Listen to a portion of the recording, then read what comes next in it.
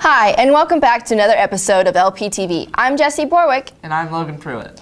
On this episode, we will give you tips on being prepared for the cold weather, an explanation of mock trial, highlights from the school play, and behind the scenes and on the stage, and an overview of our Link sports teams. And don't forget, Pet of the Week. Lincoln Pride Television begins now.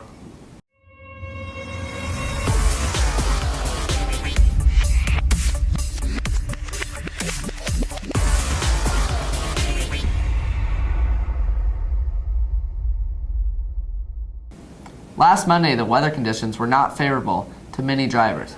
People's cars were sliding, there were accidents, it wasn't good. What did you think? I didn't have to drive when it was bad out, but I watched people slide, and it was scary.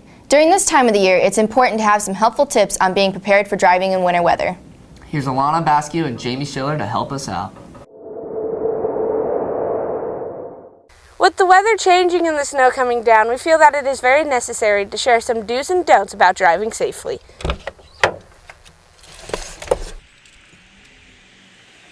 In the morning, make sure you warm up your car instead of just starting it and going.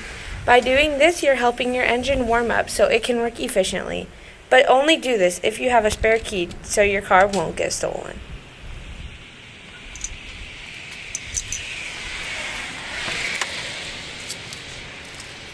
Make sure you always clean the snow off your car so you can see out your windows. Apply even pressure when braking in slick conditions. Steer in the direction that you want your front wheels to go.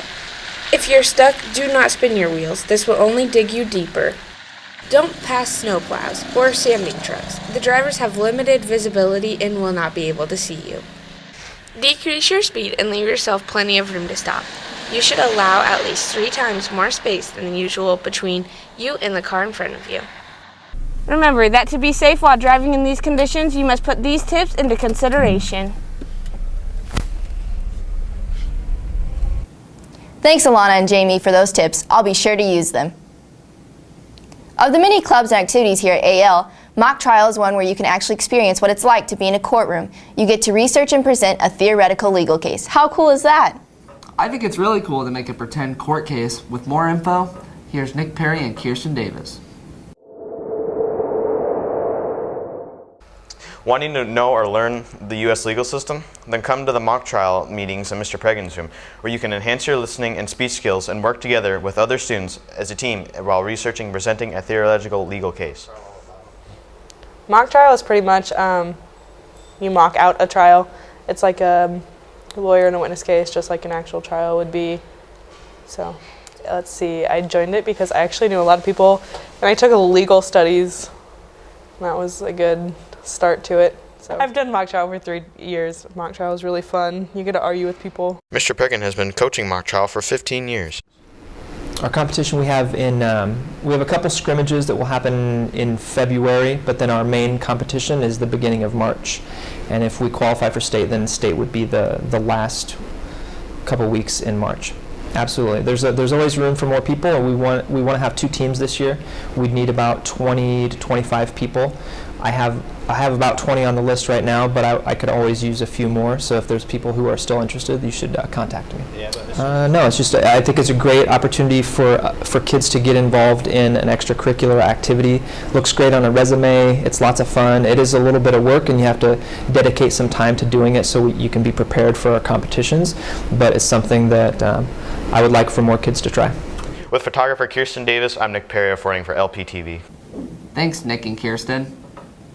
Last Thursday, Friday, and Saturday, the drama program hosted an annual school play.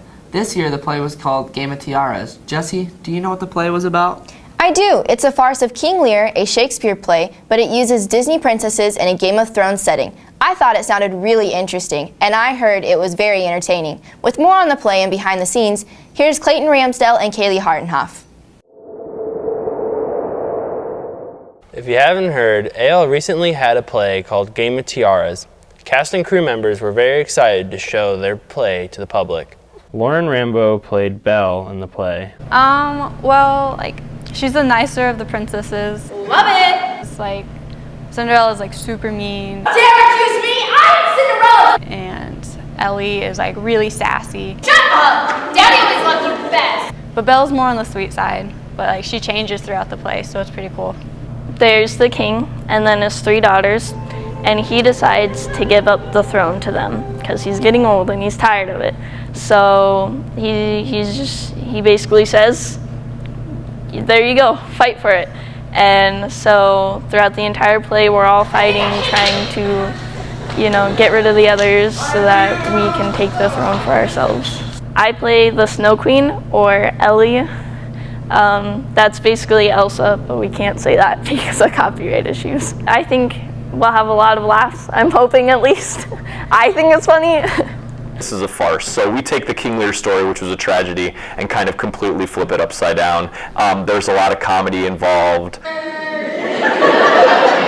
Internal bleeding! With photographer Kaylee Hartenhoff and Logan Pruitt, this is Clayton Ramsdell reporting for LPTV. It's that time of the year again. Our winter sports season is upon us. That's right, and on this episode, we'll be hitting up the courts, the mats, and the pool. With highlights from the girls' varsity basketball game, the wrestling meet, and the swim meet, here's Moses Morales, Adam Ireland, and Nolan Drescher.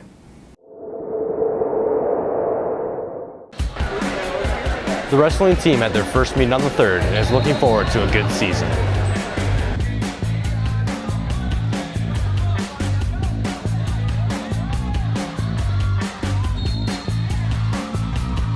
The wrestling team suffered a loss to Sioux City North with a score of 54-21 and a close loss to Sioux City West with a score of 42-38.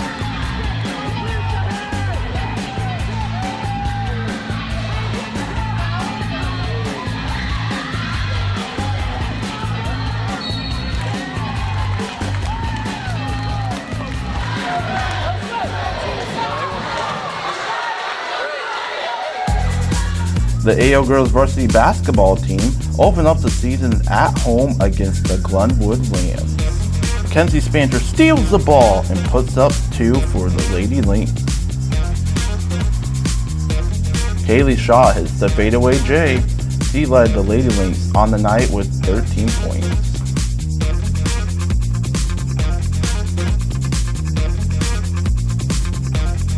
At the half, the Lady Lynx are up 31-24. Dance team shakes it off while Josie Starner hits the half-court shot to win the halftime shootout. Congratulations to her.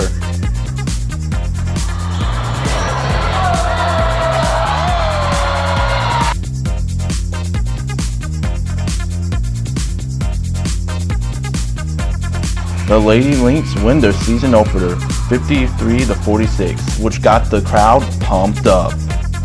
The boys varsity basketball team won their game at Sioux City West on Friday. They're looking to win another one on Thursday at Thomas Jefferson High School.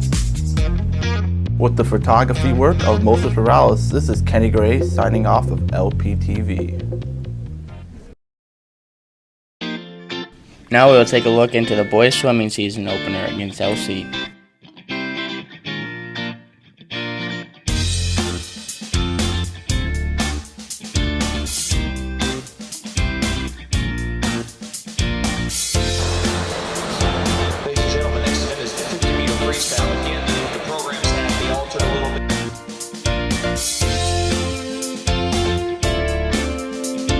With photographer Austin Clare, this is Adam Ireland reporting for LPTV.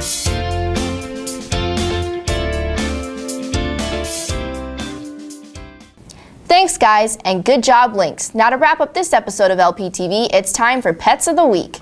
This week's pets are a dog named Gus and a cat named Audrey. With more about these great pets, let's go to Taylor Bever and Austin Clare.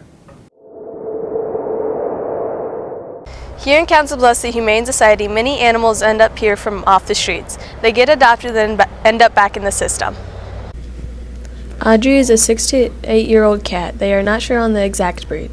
She wants to be with someone at all times. She is sweet and gentle and has a real weakness for ice cream. Gus is a 2-year-old Brindle Mastiff. He was hit by a car and that's why he was brought in.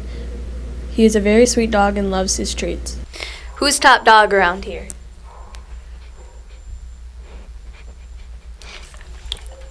What's it like living in the shelter? What's it like cats and dogs living together? Is it mass hysteria? Many of these animals are looking for a good home and deserve one. Come see if you can find one that clicks with you. This is Taylor Bever and Austin Clare, photographer from LPTV. What great animals. I think I might adopt one. Gus was great. Well, that's all the time we have this week. From all the staff here on LPTV, thanks for watching and don't forget to tune in next time.